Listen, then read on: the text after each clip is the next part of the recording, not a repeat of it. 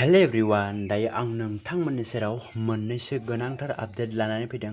बे आपडेटआनो जाहैबाय नोंथांमोननि रेशन कार्डनि थाखाय दायो मोनसे गोनांथार आपडेट ओंखारनानै फैदों दे लोगोफोर, जायनि जाहोनाव नोंथांमोना बे रेशन कार्डनि जोहै नोंथांमोना दालि सेनि माइरंजों लोगोसे नोंथांमोना जानाय थावबो मोननो थांगासिनो दं।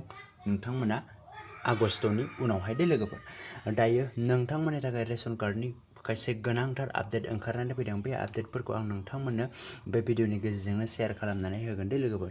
दायो आं नोंथांमोननो गिबि आपडेट नोंथांमोननि बेवहाय 7टा रुल, बेवहाय रेशन कार्डनि सोमोन्दै बेवहाय गभर्नमेन्टनिफ्राय ओंखारनानै फैदों। गभर्नमेन्टआ लन्च खालामनानै होदों। बेवहाय 7टा रुल दङ दै। बे 7टा रुलफोरनि गेजेराव नोंथांमोना मोनसेबो रुलाव नोंथांमोना मिस जानो मोननाय नङा। जुदि मिस जायो, नोंथांमोना मिस जायोब्लाथाय बेयाव रेशन कार्डनि जोहै नोंथांमोना माइरं दालि सेनि आरो लोगोसेनो जानाय थावखौबो नोंथांमोना मोननो हानाय नङा दे लोगोफोर। दायो आं नोंथांमोननो गिबियावनो फोरमायनानै होनो सानदों नोंथांमोननि थाखाय रेशन कार्डनि मा गोदान रुल ओंखारनानै फैदों होननानै बुङोब्ला, दायो नोंथांमोना 31 जुलाइनि सिगां नोंथांमोना गावबा गावनि बे रेशन कार्डआव होनाय मबाइल नाम्बारजों आरो लोगोसेनो आधार कार्डजों नोंथांमोना बेवहाय लिंक खालामथारनो नांगोन होननानै बुंदों दे लोगोफोर। आरोबाव नोंथांमोना खेबसे रिपिट खालामबावदों, रेशन कार्डआव जाय मबाइल नाम्बारखौ नोंथांमोना होदोंमोन बे मबाइल नाम्बारजों आरो लोगोसेनो नोंथांमोननि आधार कार्डजों बेवहाय लिंक खालामथारनो नांगोन 31 जुलाइनि सिगां। जुदि 31 जुलाइनि उनाव खालामोब्लाथाय नोंथांमोना बेवहाय माइरं दालि सेनि लोगोसेनो जानाय थावखौ नोंथांमोना मोननो हानाय नङा होननानै बिथांमोना बुंदों दे लोगोफोर। आरो लोगोसेनो नोंथांमोना खालामथारनो नांगोन। जुदि खालामाब्ला आरो लोगोसेनो नोंथांमोननिया बे रेशन कार्डआव होनाय मबाइल नाम्बाराबो गैलाब्ला नोंथांमोना बेवहाय कुनु अपसन गैया। नोंथांमोना डाइरेक्ट बेवहाय नोंथांमोननि रेशन कार्डनि जेबो बेनिफिट्सखौनो नोंथांमोना मोननो हानाय नंला दे लोगोफोर। बे जाहैबाय नोंथांमोननि गिबि।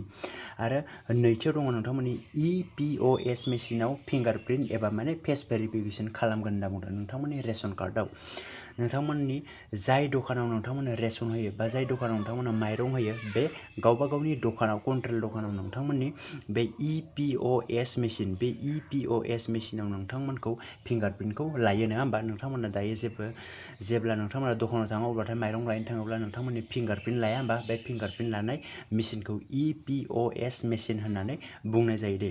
बे मेसिनाव नोंथांमोना फिंगारप्रिन्ट होयोब्लासो नोंथांमोननि न'खरनि गासैबो डिटेल्सआ नोंथांमोननिया ओंखारबोयो। बेयाव साबेसे माइरं मोनो, साबेसे सुबुंफोरा बे रेशन कार्डजों दङ, बेफोर गासैखौबो नोंथांमोना फिंगारप्रिन्ट होनाय लोगो लोगो नुजोबो दे लोगोफोर। बेनिखायनो नोंथांमोननि बे EPOS मेसिनाव नोंथांमोननि फिंगारप्रिन्टखौ लानाय जागोन आरो नोंथांमोननि फिंगारप्रिन्टआ बेवहाय भेरिफाइड जाथारनो नांगोन होननानै बिथांमोना फोरमायदों। आरो लोगोसेनो थामथियाव दङ, बे EPOS होनाय मेसिनाव नोंथांमोननिया बे मेसिनाव नोंथांमोननि मबाइल नाम्बारखौ भेरिफाइ खालामगोन। आरो लोगोसेनो नोंथांमोननि 4 नाम्बाराव दङ, EPOS मेसिनाव नोंथांमोननि बे मबाइल नाम्बारखौ होथारनो नांगोन। जुदि होआब्लाथाय नोंथांमोना बे रेशन कार्डनि जेबो मुलाम्फाखौनो मोननो हानाय नंला। माइरं दालि सेनि संख्रिजों लोगोसे नोंथांमोना जानाय थावखौबो मोननो हानाय नंला दे लोगोफोर। बेखौ आं दायो फोरमायबाय।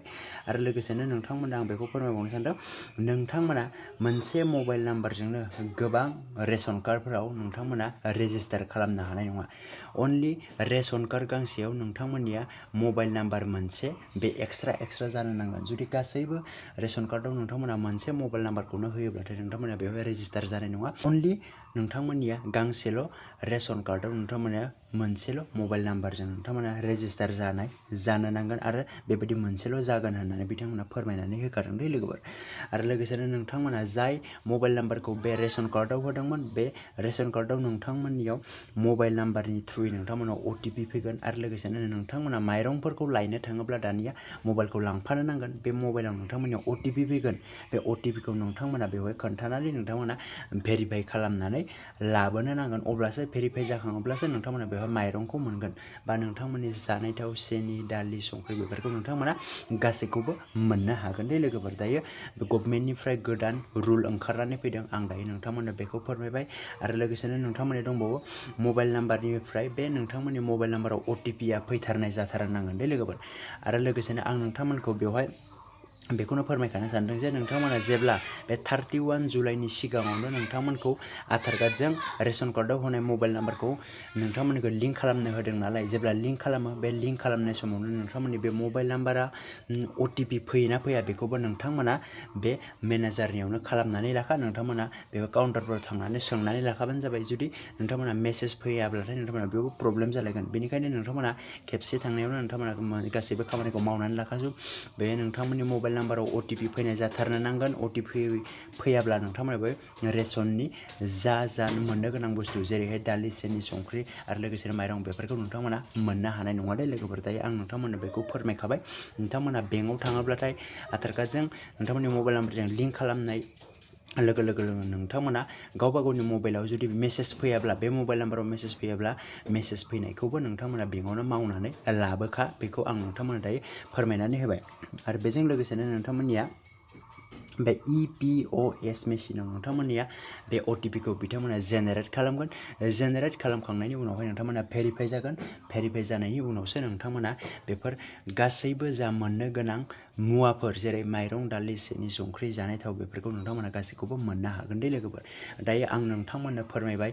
बियो दिनैसो आङो माने निउसनि गेजेरजों नोंथांमोननो नुनानै दिनै भिडिअनि गेजेरजों फोरमायनो होननानै नोंथांमोननो दिनै भिडिअनि गेजेरजों शेयार खालामनानै होबाय दे लोगोफोर।